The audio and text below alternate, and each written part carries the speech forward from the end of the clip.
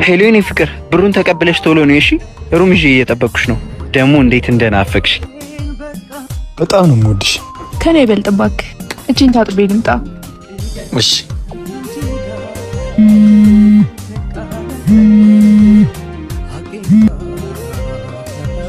ሄሎ የኔ ፍቅር ብሩን ተቀብለሽ ቶሎ ነው እሺ?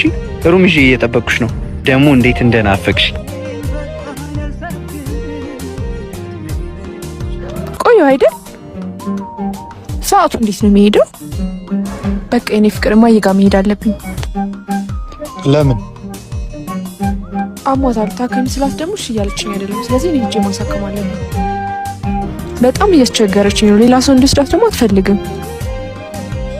እሺ እኔ ምን ላግዝሽ? ያው ቢኒ ደግሞ ታውቃለህ እጄ ላይ ገንዘብ የለም። እሱን ብቻ። እሺ ትራንስፈር አድርግልሻለሁ።